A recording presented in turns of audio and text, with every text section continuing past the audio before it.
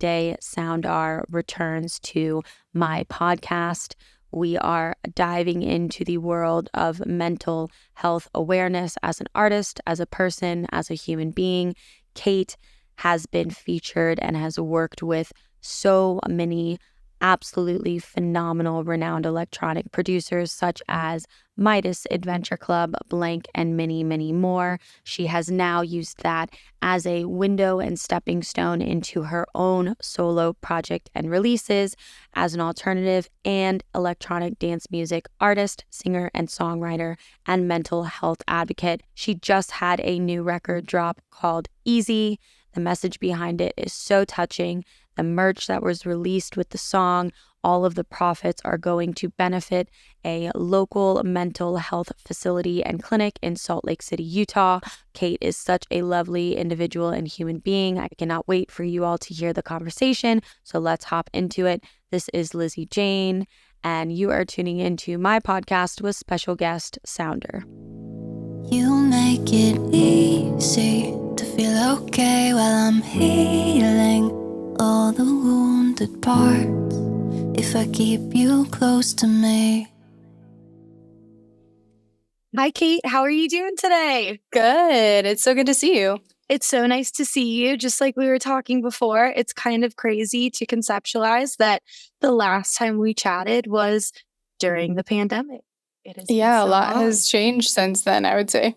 100%. You have been obviously, for people who know the SOUNDR project, you've been a vocalist through and through with some of the largest names in dance music. And since we've chatted, you had definitely teased at debuting a solo alt EDM crossover project. But now you've put out some music and we have more music coming, and I know you have a new single on the way. So enlighten me on what has kind of changed for you in the past few years and really pushed you in this solo direction. Yeah. It's so good to be writing music for my own project, for myself. And it's cliche, but these are sounds that I've been wanting to do for my entire career. So to feel like I've gotten to the point as a songwriter, as a vocalist, as a performer, to be able to translate these ideas into actual sounds is really cool. We definitely have so much alternative music to come out. It's so cool. I think we're going to do singles, but we have enough that it is, album level amount of songs, which is a double-edged thing because it's never finished. Or you're like, I'll add one more. And it's just perpetual. But the latest single is called Easy, and it is an acoustic song. It's fully acoustic. I think the only fully acoustic song I've done as SOUNDR, which was very intentional. It is meant to sound like you're sitting in a room with somebody having a conversation about these things versus a huge production. The vocal is very intimate. It was actually the first demo is the vocal that we used. We didn't tune it. We didn't go back through and redo vocals. It's just as it was. Yeah. That's so exciting. And I know with everything that your project has always been focused on, even when you've been a vocalist with collaborating other artists, is very mental health awareness focused and how important that is. And I feel like you and I have had this conversation here and there, and I've seen posts of yours and you've seen posts of mine where being an artist and just being in this life in general, it's crazy. I watched a very old Western movie last night, and in my head, I just kept going, wow, life seemed so much harder, but so much simpler back then. Yeah, you get focused on the task in front of you. Yeah. Yep. And now there's just so much that we have that creates anxiety in you aspiring to do anything that you're doing, whether you're waking up and working a 9 to 5, or you're waking up and now all of the artists that I have conversations with, it's kind of that artists on one shoulder, content creator on the other shoulder. And there's a lot of artists that are massively struggling, including myself, where you wake up these days and you're I don't have days where I'm super inspired and I also want to get in front of a camera at the same time. Yeah, it does not happen at the same time. I mean, writing music is such a an intimate thing as it is, and sharing music is very intimate, and it takes getting over that hurdle as an artist to share it, and then we're expected to do that and now also provide this like insider view into our lives. And also, like, most of our lives are not this super glamorous thing. You know, when I'm writing music, I'm in my sweatpants hanging out, probably haven't brushed my hair that day. It's not like this is this polished, clean thing that I at least feel comfortable sharing on social media, because there's this idea that it needs to be worthy of sharing, I guess. And it's such a hard duality for artists, I think. It is. And it's so much, yeah, exactly like what you just said. When I wake up and I'm like crackhead hours, I finished the mix down at 2 a.m. I woke up, I listened to it, I went in the car, I need to do more stuff. The last thing I'm thinking of, and I think it's also like this pressure on your shoulders, is let's go like put makeup on and put my ring light on and like get the camera in the holder and like let's tease the song. And it's like time compartmentalization has helped a tad, where now I go, okay, the music's done. Let's have fun making a really cool universe around it and a release plan. And in hopes of creating that universe, it'll get me like hyped to create content. Yeah. It doesn't always happen. And it's a shame when like really great artists and good art doesn't like reach the airwaves because of the world that we're in.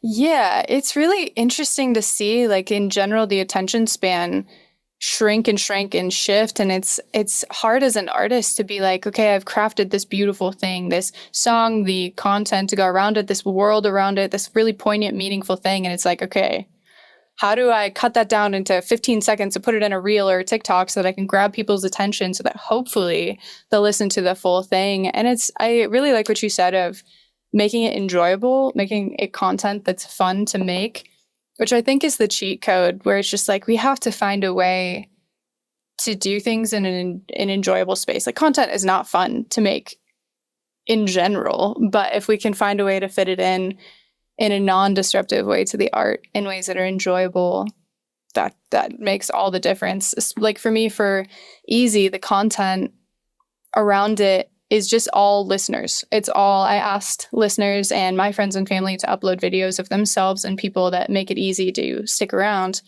So that was good for me to just like separate it entirely of like, this is not about me. It's not me on camera singing. It's not anything to do with me, really. It's this story for other people. And that made it a lot easier to separating a little bit.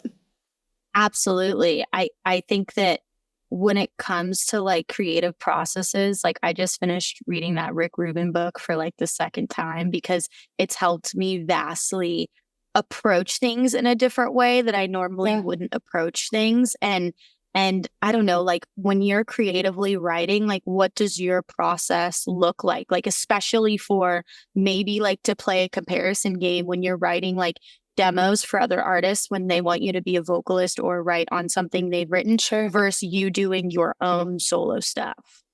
Yeah. For other people, I've been in dance music for quite a while as a vocalist, so I try to make it a little bit of a game for myself. Like, I'll look up a word that I think is really cool, or like mythology that I think is really cool, and try to dive into writing a story about that so that it's kind of like mentally stimulating as well. Sometimes they are a lot more, like my stories or deeply ingrained that way, but typically I try to save those deep, deep things now for my project. And in writing for that project, it kind of changes. Sometimes it's like I have this line in my head that I'm like, this needs to be a song, or a poem that I've written that I'm trying to fit into the structure of a song or whatever it may be. But I co-write all of the music for the SOUNDR, like alternative stuff, with a producer here. So I'll go in and be like, okay, this is the melody, or like this is the line, or this is whatever, this is the energy or feeling that I want to have. And we kind of just like construct, if you will, this world from it of like, this is the emotion or this is the story. Let's make a song that says that without even lyrics, maybe. So it's kind of a different process for each. And I would say I've been asked that like a couple of times what my process is for writing, and it is never the exact same thing. I never start with a verse consistently or start with a hook consistently or whatever. It's just like, well, okay, the ADHD brain, just let it run and see what comes of it. But yeah.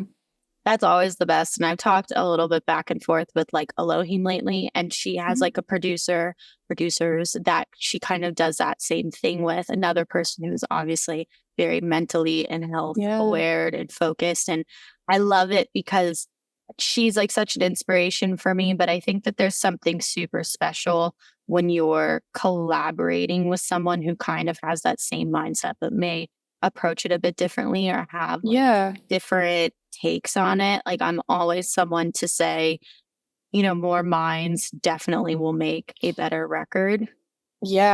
I so agree. There was a point in my career where I didn't think that way, where I think it's almost like an ego-driven thing of like, I have to do it all. I have to prove that I can do it all. I can write the song, I can record it, I can produce it. And it's like, I don't think that that's necessary. I don't think that that's necessary unless we're trying to prove something to someone. And it's like, okay, what's your intention of making this music? Is it to show the world like, look, I'm really cool? Or is it to actually make music that means something? And it definitely takes finding those collaborators that can meet you in that space and meet you in vulnerability, and also like speak the same language, if you will, with writing. Because there are a ton of amazing writers in the world, and sometimes it just doesn't mesh as well as others, where it's like you are on the same wavelength somehow. 100%. You have to find that person that is like so in tune with you. And for the producer that you kind of found in Salt Lake City, correct? You're in Salt Lake City. Okay, perfect. I was like, I think I remember correctly. In Salt Lake City, like, do they have an electronic background? Do they have like a rock and alt background? Entirely metal. Oh. So he's an incredible producer. He produces all over the place. His favorite actually is R&B, which is funny, but loves R&B. But he is a metal producer, engineer, songwriter, and then he also is in a metal band. He's an extortionist. Oh. So he has a pretty extensive background in the heavier side of things. So it's a really cool juxtaposition for he and I to write together, because I mean, I'm an emo kid. I was in hardcore bands and pop punk bands all growing up. So I definitely have that background, but then also folk and then dance music now in these different writing styles, and meshing the two backgrounds is really cool, because it's like these really heavy instrumentals with my vocal and like my writing style. So it's kind of a cool juxtaposition that I think is going to be really fun to share with people. That's so exciting. And I know this is this the first of many singles to come out? Easy. Yeah. So Easy actually was kind of a spontaneous thing. This was not planned. This is not something that I worked on for months on end to do. It was a month ago, I think, month and a half maybe. I was like, I want to do something for Suicide Prevention Month. I try to do something every year, but this year was also my 30th birthday. And I was like, I want to do something huge. I want to do something different than I've done before. Huge being a relative term for me. It's been huge. But so Easy kind of was like a rushed project almost, of like, I feel like this song needs to exist in this world. I feel like this song fits this project, and like for suicide prevention awareness. I wanted the merch to have the tagline from Easy on it. It says, "You make it easy to keep my heart beating." So yes, this is one of the singles for sure, but it definitely was not a planned thing, and it doesn't have the same sound even as the other songs.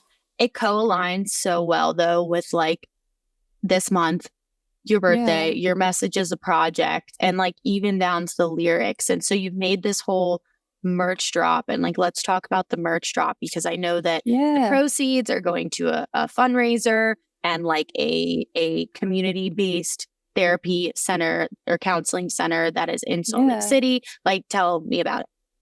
Yeah, the shirt is really cool. I wanted to make something that was a conversation starter. So like, to write Love on Our Arms, how all of their shirts, you know, say something. It's a conversation starter. Or even like, We're Not Really Strangers, where it's like the Your Anxiety Is Lying to You hoodie and stuff like that. I loved that idea of wearing something daily that can open up that conversation with strangers even, and kind of continue to make it a safe space to talk about that. And so I got to make this shirt with my best friend, with Ashes. She's a tattoo artist here in Salt Lake. She tattoos all over the world, but she's so good. She is incredible. She is so talented, and I'm so grateful for this. Her design, man. She took me and turned me into an anime or manga character. So that's like what's on the back of it. I'm just like, that is the cutest thing I've ever seen in my life. All of my dreams of becoming an anime character come true. Thank you very much. But right, but I wanted to also, with like making the shirt and knowing that I wanted proceeds to go to mental health, I wanted to find somewhere that I knew exactly where it was going to go, that it wasn't just an arbitrary thing of like, oh, we're donating to mental health, whatever. It was like, this is funding this exact thing. And I've been seeing the same therapist for I think 4 years now, 3 or 4 years. And I asked her about it, and she was like, I know exactly who you should work with, referred me to this group called Peak Mindset. And they do, it's kind of different than therapy. They do these like workbooks that are essentially these stepping stones to, if you want to continue with therapy, you already have like grounding techniques and emotional regulation and different skills and whatnot, so that when you do start therapy, you can kind of dig into the meat of things.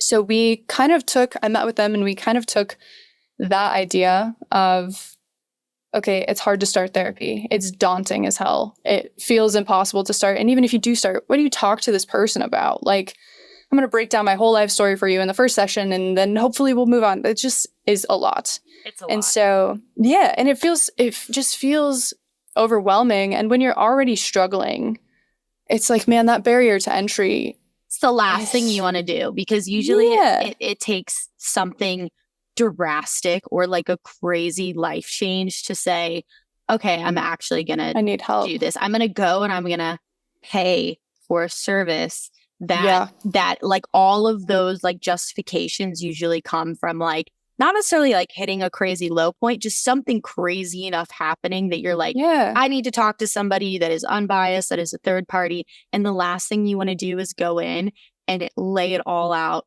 again. Yeah.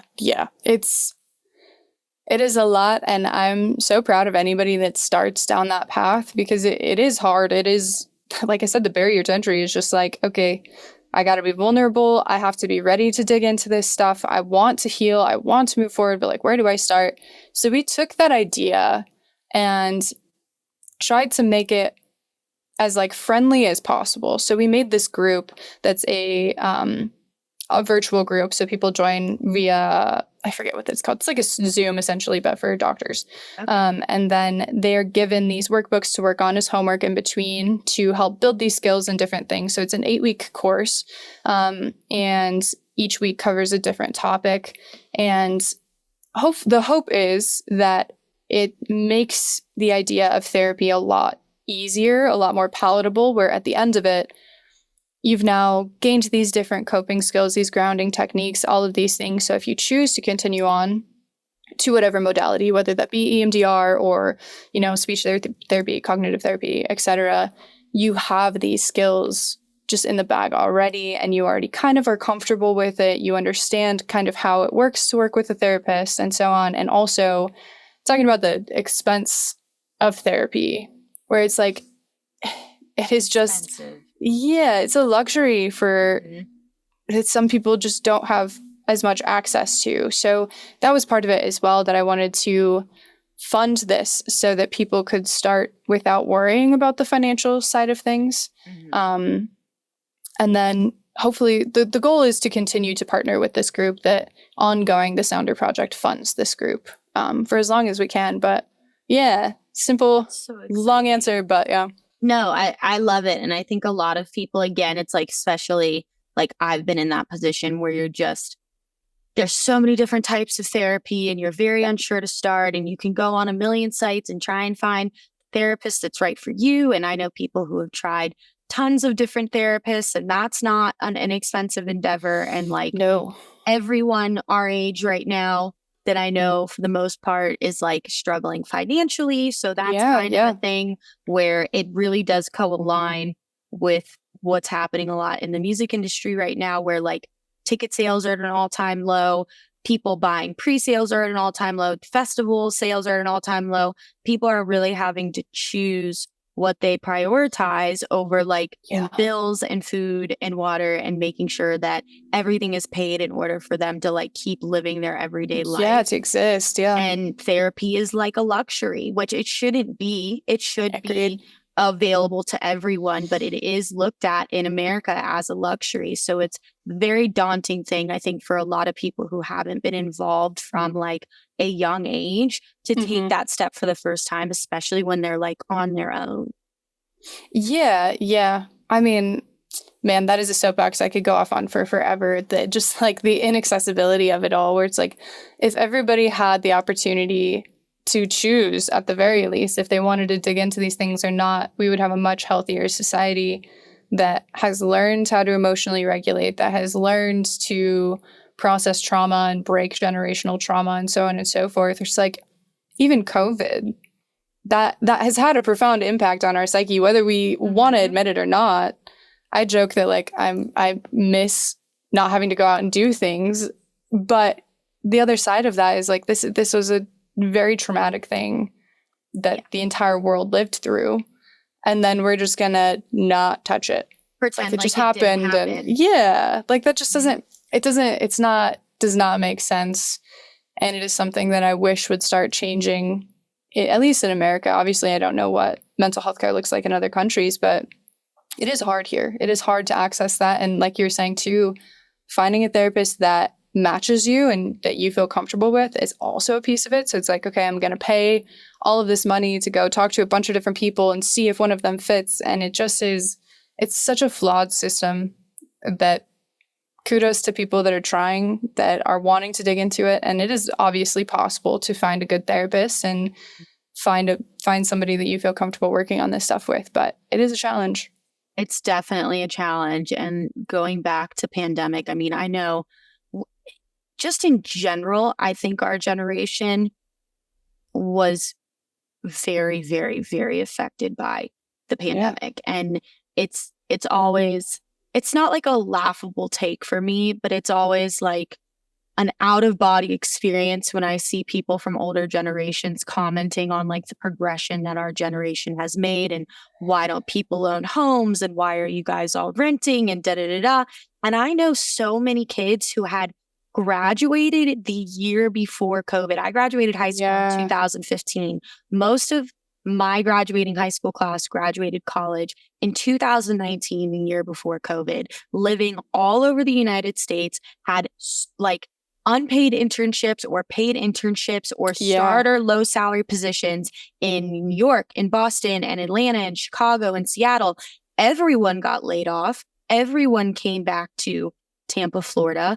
And I went to I was incredibly privileged, went to an awesome school, had a ton of colleagues and friends of mine go to incredibly high collegiate schools, and literally are like, we're going to go on to do incredible things. And their progress got stunted for 2 to 3 years, and they then had to go and kind of start over. And it's like, you ask these questions without taking into the consideration of what was happening. And it's like, on my personal end, it was the first time in 2019 that I got national touring offers for 2020. Yeah. And there was a COVID class of artists. I talked to I don't know if you've ever listened to his podcast, but I think it's called The Artist Mindset. It's with Nick. Can't pronounce his last name. He's freaking great. But we talked about this, where he had students that he was mentoring because he taught at Icon. And then he had like private mentorships of people who had worked for years, like almost a decade, that were finally getting their breaks and finally getting tour offers and finally getting this. And then like the world shut down. So, you know, and the industry doesn't care about that. So there's this like untalkable conversation that and this is what America likes to do, is kind of ignore that it ever happened. And then there's kids who are like out on their own for the first time. And I think your 20s are like the time that you explore, go back to school, or try different things and really figure out what you want to do with your life. And there's a lot of people who are super lost and who are really, really afraid to say, like, am I doing what I actually should be doing? And I'm just trying to get by, but I'm really not okay. And the world doesn't care. Yeah. Yeah. And so, yeah, of course, the career impact and the confusion of how to move forward and how do I adapt to this? How do I bounce back from this? Especially in the music industry where it's like, man, it took a long time for that to bounce back. I would say we were getting to a point where I think it was doing a little bit better. And now it's like with I don't want to say the recession because it's not technically titled that, but with the state of income and the cost of living here, it's just like, it's happening again where it's like, what do we do with this situation? And I don't know that there's any one answer, of course, but on the other side of that is like, what are we doing to talk about these things? What are we doing to talk about the impact that it has had emotionally and mentally on artists, on all of the different people? Whatever your job is, you've been impacted by this. And we do kind of sweep it under the rug. We do kind of just say like, oh, it's fine, because especially in the music industry, there's such a drive to keep going. Like it is so fast paced. If you're not on top of it, you're going to miss something or whatever. And it's like, okay, but what about the human underneath that? What about the person that is deeply impacted? I mean, like we want artists or we want musicians to be emotional creatures. We want them to be impacted by life so that they can then transmute that into art that feels deeply poignant and impactful. And it's like, okay, you can't have it both ways. You can't have this meaningful, emotional person without acknowledging that they feel a lot of things and they're experiencing a lot of things. And there's not as much, again, going back to it, like there's not enough access to mental health care. And it'd be really cool to see. I know there are a few initiatives specifically sponsoring artists to receive mental health care. It would be cool to see that continue to grow, and in general, mental health care in America, of course, but no, I 100% agree. I was actually listening to a podcast the other day, and I think it was with Katy Perry, and she was talking about like her just journey and self-discovery in her home life, and how she came out to LA when she was like 15 years old, was living out of a car, the typical like go to LA to live your dreams thing. And now she's, in her 40s and she has a family, and she's just learned so much. And she said the craziest thing that I was like told over and over again, and that I see artists being told by people who aren't artists, is like this stigma that you have to be like broken to create good art. And like when she said that, I was just like, holy shit. Like I have chills because I wrote it down, because I was like, I would get that tattooed on me. Like I want to do something with that quote, because she said that. And I was just like, that is so true. Like I recently, I just know people, without going too far into like my personal life, like I have been in places before, or been in relationships or had friendships where it's like, this is so unhealthy and you are so unhappy, but you're going to have great art to write about. Or like the Taylor Swift stigma, the relationship's over, so now I go time to write an album. Time to write an album. Yeah. And now that I've like taken or started to take the right steps to make sure that like I'm genuinely happy, I feel like I'm writing way better art. So it's just that whole thing where you have like the broken artist, or the artist that's taken advantage of, or the artist that has substance abuse issues or alcohol issues. Like it doesn't have to be that way to write art that connects with like other people.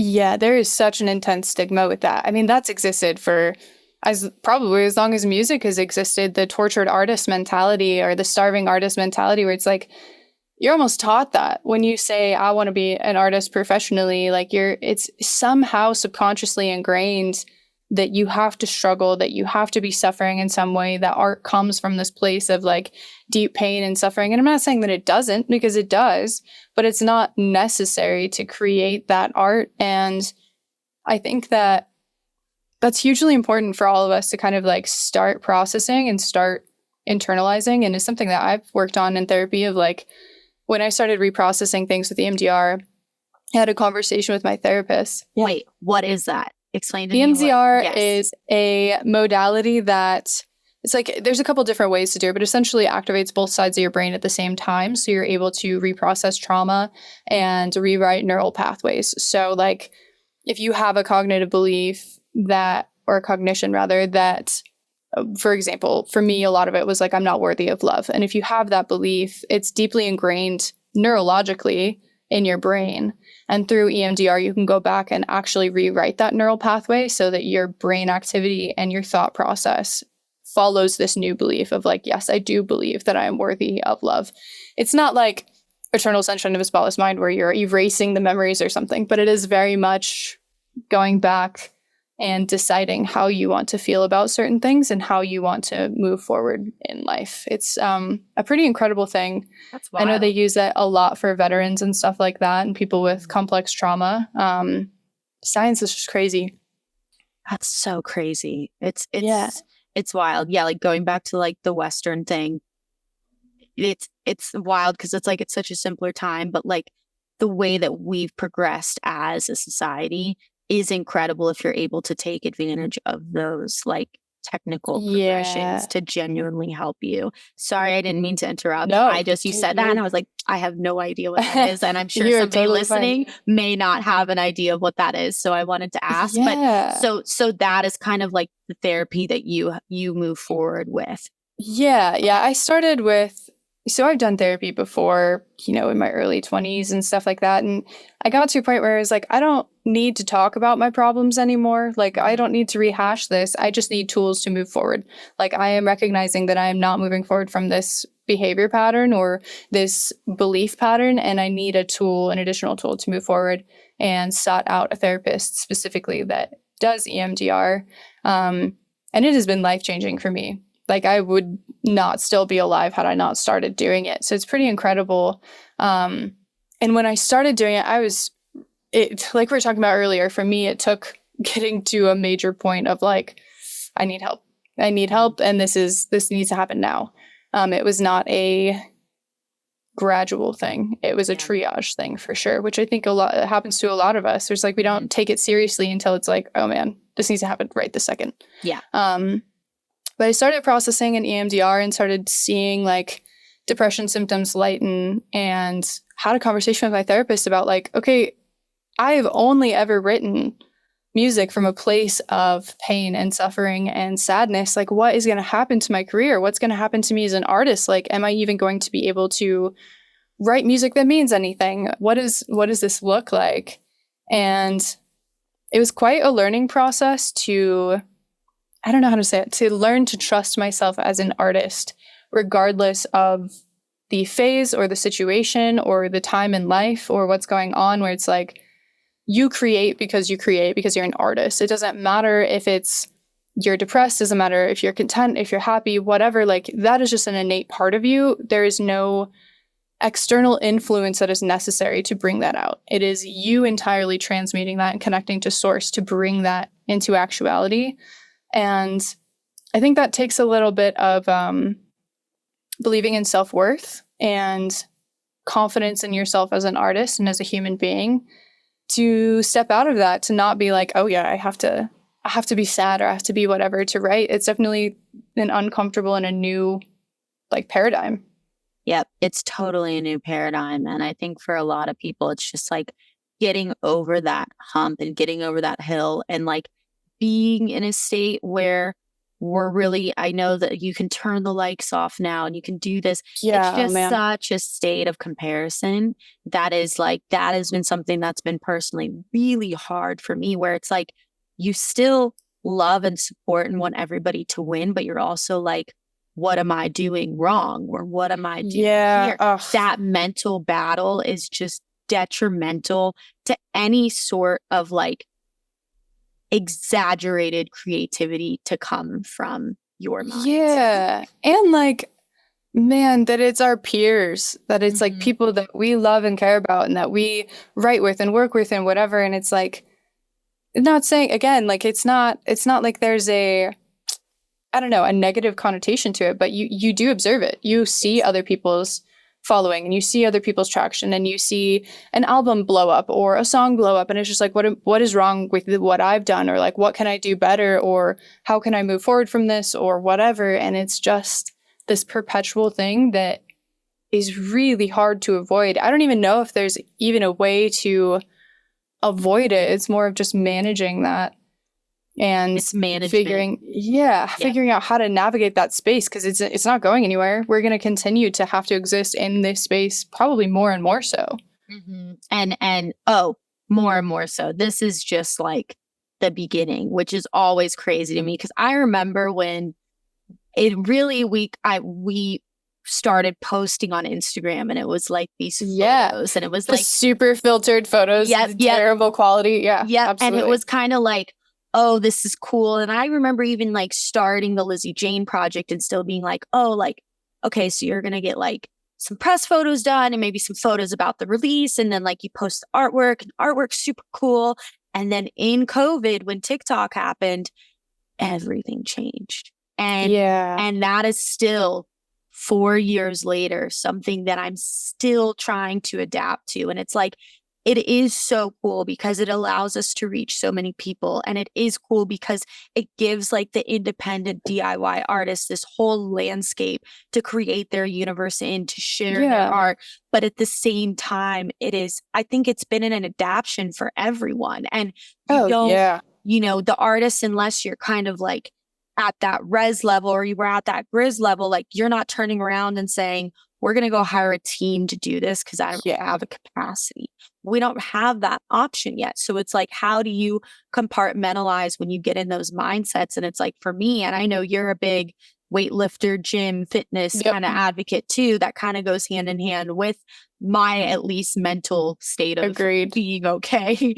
Agreed. Very much agreed. Is like, if I just get so in my head, like I know that every week, if I don't do yoga 2 to 3 times a week and I don't go weightlift 2 to 3 times a week, I'm not going to be the best person to be around. And I want to be able to like say that that's not true. But that's something for me where, again, like I come from being in a post-hardcore band, metal background. I'm putting on my headphones. I'm blasting Turnstile, or I'm blasting blasting Silent Planet, or I'm blasting Old Dahlia. And I'm just like, I'm going to go lift the heaviest weights possible and almost feel like I'm going to die, because it's the only way that I can come out of this and say, okay, like you're fine. Like you're literally acting crazy. Yeah, man. 2 things. One, I think it's so important to have something in our lives that I always have this like mantra before I go into the gym, where it's like, okay, it's time to put the brain down and let the body do its job. Like there should be no thought involved in this. Obviously, to an extent, don't get hurt, but like your brain should have a break. We should be able to. I had a good friend growing up that always would tell me like, okay, if your brain is a tool, you have to learn to put the tool down. You don't carry the hammer around all the time in case you're going to need to use the hammer. Like we have to learn how to put this down. And then the other side of that with weightlifting specifically, and maybe especially as a woman, the sense of, I don't know, like ability, the sense of power, whatever it is that comes from picking up heavy shit consistently with no one's help. Like if I can pick up this thing with nobody's help, like I'm good. I've got this. Yeah. And it's twofold for sure. There's definitely like, obviously physically, it's really important to take care of ourselves, and neurologically it continues to help neuroplasticity to stay active. Specifically weightlifting is really great for that, and yoga as well. But on the other side of it, like finding things that feel empowering, that help us feel, you know, strong mentally and emotionally, aside from physically, that brings us out of the cycle of thought and to the present moment. And that's another thing I love about working out is like, if you're picking up 300 pounds, you're not thinking about anything else. Yeah. If you're thinking about something else, you're going to get hurt. Yes. So it's like, this is the present moment. Nothing else exists, just this thing. Because living in the moment, I mean, that's a whole nother thing too. And I feel like you and Danny and I even talked about that as well, because as an artist, you're always going, I mean, you're here in September going, what am I doing in January of 2025? Yeah. Like, that's crazy. Like, and I feel like from personal changes in my life, I've actually been living in the moment this past summer, which has been so exciting. Like I feel like I've seen some of your posts, your adventures. Like adventuring and backpacking and like really going to like shows again and like rediscovering my love for the music that like I truly love in the electronic and non-electronic space. And then I like turn around and I'll just have days where I'm like, oh my God, you have so much you need to do for a month from now and you haven't done anything. And it's definitely a balance, but it's so easy, especially when I talk to artists that are like going, touring, muling, going, where you're never living in the moment. You're like, I mean, when I even have like 2+ shows in a weekend, I go, you're here. It's your itinerary. It's you're here. You're getting up at this time. You're making sure you're showering. You're going to retouch your hair. You're going to check in. You're going to go to sound check. Maybe you'll eat there, come back, set, done, airport, do it again, rental car, whatever. And there's only like, it's only you right now. So like, you can't just live in the moment. You have to be, even as a woman too, so aware, your surroundings, you're this, you're that. How are you handling everything?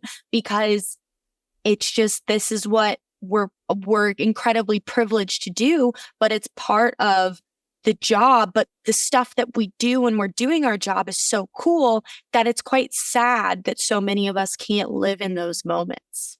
Yeah. There's so much duality to it, to our careers, where it's like, it is an honor to be able to do it. It's a privilege to be able to do it. It comes with a hell of a lot of work, of course, but it is an honor. And the other side of that is like, this is not easy.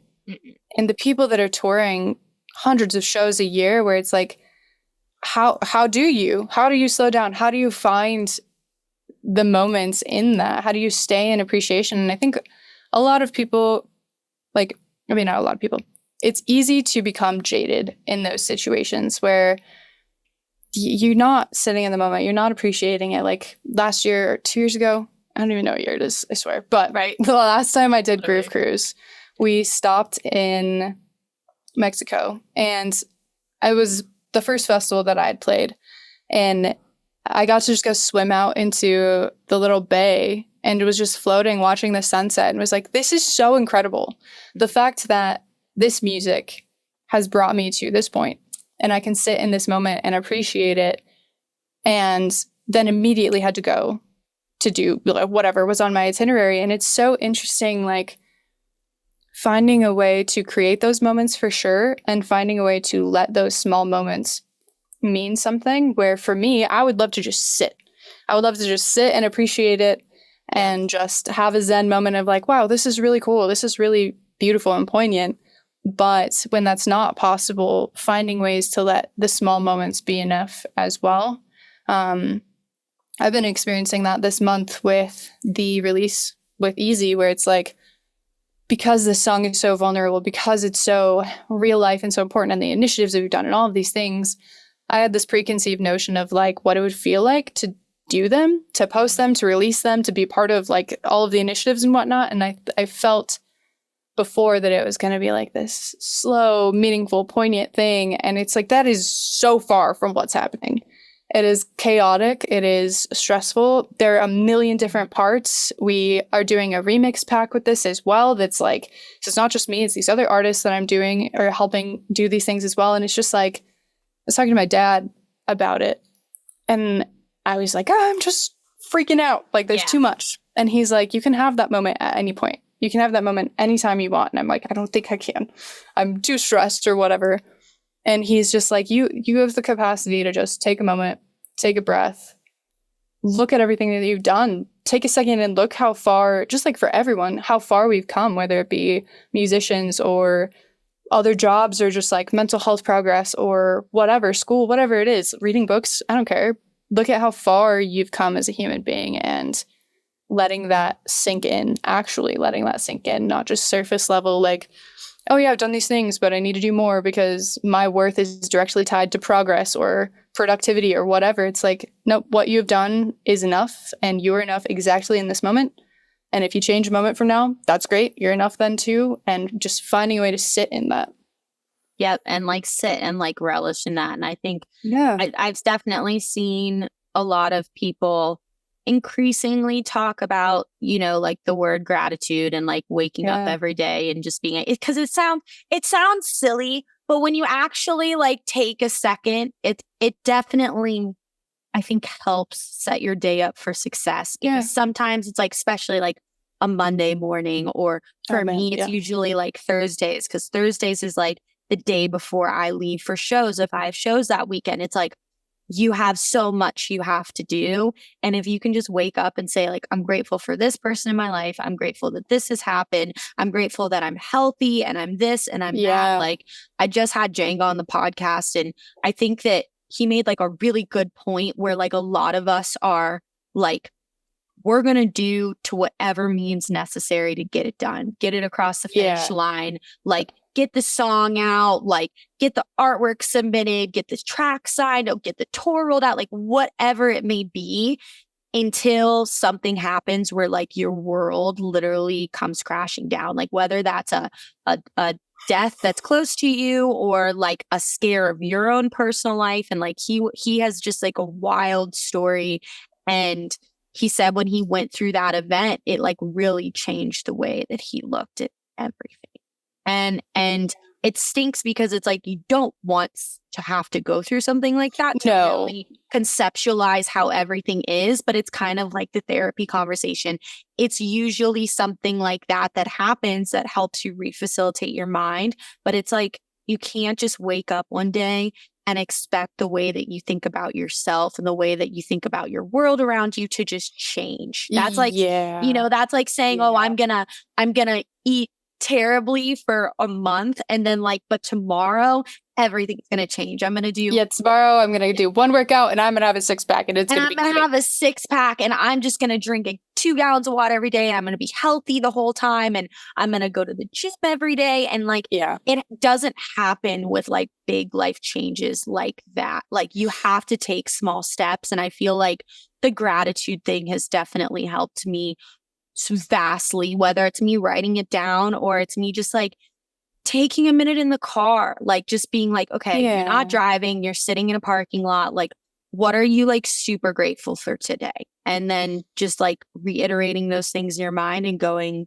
you are like so lucky that like you're able to have these things, and moving on.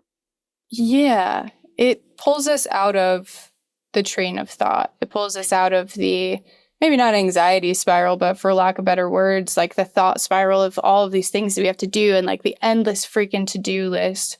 And because we are continuously evolving and wanting to build things and create new things, that to-do list never ends. It just always compounds, which is great. Like, we're able to create so many incredible things because of that. But finding ways to pull ourselves out of that space and like recenter in, I keep saying this, but like recenter in being human, where it's like gratitude for sure. And even observing the things around you, like there's grounding techniques of like, okay, what do you smell? What do you see? What do you hear? But even past that, the appreciation for just existing, the appreciation for the world around us, for our interpersonal relationships, for pets, for whatever it is, where it's like taking a second to reconnect to that and look at your place in this world and the people that you're connected to, and like even freaking plants or bugs or like whatever it is, you know, finding ways to have those like deeply poignant, wholesome things where it sounds silly, but we have to focus on the human. We have to stay human, especially with highly demanding careers. Like, we are not robots. We're not songwriting, touring, entertaining robots. We have to find a way to include that in our day-to-day life. And I don't think that it's like a perfect thing. I don't think that we're ever going to get to a point where it's like, yep, I do this thing every day. This is my routine and I feel perfectly and I feel grateful and I feel great, whatever. Yeah. It's always going to be a scale. It's always going to be a process. And it's more, I think, about the intention of how we live life. If our intention is just burn the candle at both ends until we burn out, and then we'll figure out triage and then do it again over and over and over, or is the intention, I want to find a sustainable way to live and to make music and to continue this career? And it's constant work. It's not easy. It's just like going to therapy, like what we said in the beginning. It's not easy to take that accountability. It's easier. And I've been there. We're going to burn out. I'm going to stay. Yeah. I'm going to burn out. I'm going to work as hard as I can. I'm never going to say like, oh, it's 8 p.m. We need to put everything away. I'm going to work till 2 a.m. I'm going to stay in the unhealthy relationship. I'm going to have people in my life that really shouldn't be in my life because it's easier. Like, you have to reevaluate, and usually taking action on those things are way harder than if you didn't take action, you know? So it's like this constant thing, but it's like if you can figure one thing out and then maybe life situations change, you reevaluate. Like, I think that's a huge thing that I'm like trying to put into my life right now, where you're okay, so you feel really happy. You're either really happy with this person you're dating, or you're really happy in this friendship. And then maybe in 3 months, if you don't feel happy, okay, let's reevaluate. Why don't we feel happy? And like, is there something I could be doing? It's like so much of the communication with yourself too. Like, that's such a hard thing. The internal dialogue is wild. Yeah. I like that a lot. I think that building the connection with yourself is such a huge thing. Like checking in on your own brain, checking in on yourself emotionally of like where you're at. Are you happy? Are you masking? Like for me, I also have a tendency to just go a million miles an hour. And like, I know that I could do that. I know that I could be successful. I know that I have the capacity to take on a million things at once, but like, am I happy doing that? Do I feel good? Do I feel healthy? Does my body feel good? Am I sleeping well? Like, are my relationships healthy? You know, what is the fallout? What is the consequence of doing that? And it is hard. It's hard to set the boundary. It's hard to set the boundary of like, I don't want to do that. I don't want to live life that way. It doesn't feel good. I want to sit in a place of like stillness and contentment as much as possible. I don't want to have to act from this like crazy energy to go. And I definitely think the internal narrative is such an important thing. And just like self-awareness, that I think there's something that we could really, as a community and as like a society of humans, just continue to work on, is like that connection to self and understanding, like, this is such a hokey comment, but like understanding that we're worthy of setting that boundary, that we are worthy of saying, this is how I want my life to look. This is what feels good to me. This is what resonates with me as a human, and setting the boundary to do that. And I think with music specifically too, you're kind of pushed, not even kind of, you are pushed to push past that boundary. You are pushed to be as productive as possible, to release as many songs as possible, to take as many shows as possible. And it takes a lot of like self-worth and a lot of boundary setting to say no to those things. And sometimes they're things you want to do. It's not always choosing between good and bad. It's just choosing between you and what feels good for you and what is right for you. And sometimes something that you want. And it's really hard. And it only like comes from you, which is like the biggest thing that I'm learning, where it's like, there is 100% of power in no, but like sometimes you have to say no, not because it's like you want to say no, like you have to say no to preserve your longevity or your sustainability or like whatever. Sanity. Yeah. Like your sanity. And you're like, I really want to do this, but I've already filled up my plate this big. And we have to be honest here. Like, I am so bad at like time conceptualization. I'll be like, me too. Oh my gosh. In this 10-hour day I'm about to have, I'm going to mix down this song and answer all my emails and maybe edit this podcast and do this and do that. And then you almost like set yourself up for failure, because then you look at that list and what you've actually accomplished and you go, okay, I've done like one thing, but it's kind of, we're just really hungry. Like, it takes a very interesting individual. I've like made a lot of friends lately with like people who are not in music at all, but they're like entrepreneurs in their own right, or they're like doing something that's kind of like an artist, but in a different way. Like maybe they're a pro athlete or like this. Sure. The way that we like choose to bite off loads of work and like loads of things on it just takes someone out there to do it. Kind of crazy. Interesting is a word for it. Yeah. Super, super interesting. And then you realize that kind of it doesn't really matter what industry you're in, we all kind of feel the same way about ourselves when we don't accomplish those things. And it's this dark, repetitive hole of like, you did so good today, but you wanted more, and like you wanted this, and you have to find that balance and those boundaries of saying, no, we killed it, you did it, but you didn't set your expectations so high that you would have been disappointed anyways. Yeah, that's been a huge, over the last like 6 months, even for me with therapy, where it's like, I started another business end of last year, and anytime you start anything new, it consumes everything around you, and it's hard to put down. It's hard to set boundaries, especially when you're excited about something. But that's been a huge part of this learning process, is like, how do I pay attention and continue that conversation internally, so I know what is even accurate, what's even possible for the day, and then laying it out so it is an actually attainable thing, not like we're going to fit 400 hours worth of work in 10. And letting what you've done that day be enough, I think, is a huge thing. And it's really hard to sit in that space when, again, we have a million things we want to do. We're constantly moving the line, the finish line.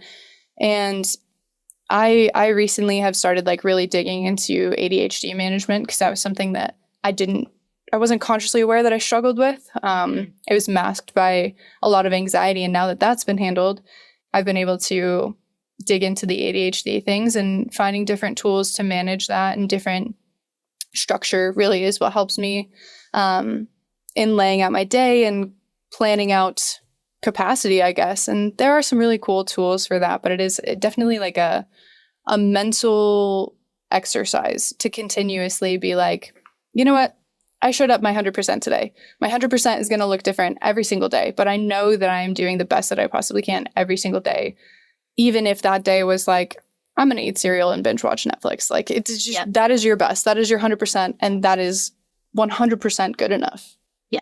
Yep. I know. I love that. And I think that's what it is just like knowing that like everything that's happening currently, and like you just holding yourself accountable, but also realizing that you're not a robot, is you being like a human and living in the digital age. And with what we do, they would like us to be robots. We're not quite there yet. So it's having that balance. Hopefully we never get there. I really hope that is a statement that holds true. I know. It's that's a whole another can of worms that I'm just like, oh, okay, I don't really want to go there yet. But can you talk about like, can you tease some of the more like new music that's on the way for us, like what we can kind of expect in the coming months leading up to the end of the year?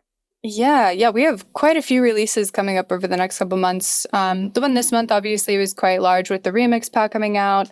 Worked with some really awesome artists for that. It's always fun to give something you've created to another artist and let them reimagine it and see kind of, the subjectivity of it is just really cool. And then next month, man, the release schedule is so hard for me to keep in my brain, but I know that I have a collaboration with authors coming out that was really fun. It's definitely an alternative style, and we did a music video with it that's really cool. And then I have a collaboration with a local band here in Utah called Keep Close that I'm excited about, as well as a truly EDM song, just like a classic EDM song that's coming out in November that is so pretty. It is such a beautiful vocal, and the producers just absolutely knocked it out of the park. We haven't announced it yet, but I'm really excited to share that one. And then hopefully moving into the end of the year and the new year, singles from the solo project, which I cannot wait to release. It's been a long time coming, but it's so hard to like make this music and then let it sit in the demo folder waiting for the right time to release. So when that time comes, we love that. I'm very excited. Yeah, it's like, oh, man, okay, well, these songs are cool. I'm glad I get to listen to them all the time. Yeah, it's like I'm glad I get to listen to them all the time. And then when it finally comes around, you're just like, wow, like I love this, but I'm so excited about other things now. Yeah. You're like 12 songs down the road. Yeah. And that's how it goes. I guess trying to sit in the moment and appreciate it. But the world that I've worked on creating around this album is also really special and very aesthetically motivated. So it'll be really cool when we get to that point. But that's so exciting. Well, I'm very excited for all the new music. It sounds like we're really going to have like a vast array of discography to listen to over the next, 4 to 6 months. Yeah, we're trying to kind of tease the project's sound, if you will, and kind of start coaching people in that direction, so it's not super jarring when we release this alternative project that is vastly different than the EDM stuff. Oh, absolutely. For people, I'm very excited, and I definitely I'm right there with you, and kind of like gracefully like leading a herd of sheep to like a new sound, and being like, hey guys, like I still have influences here, and you're still going to hear this here, but I need you to like open your mind a little bit, but we're not trying to like shock you with the light to share. So it's like a very graceful thing that has to be like executed very tastefully in order for it to like happen. But I'm very excited for people listening. Now, where can they like find you? Like Instagram, username, website, whatever. Totally. So Instagram, TikTok, Twitter, all of them are at I am SOUNDR.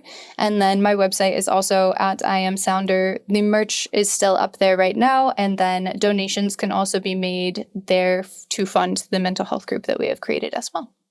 Perfect. I'm so excited. And by the time this comes out, Easy will be out and the merch is live, and all benefits are going to the mental health counseling group that is local to Salt Lake City, Utah. So exciting.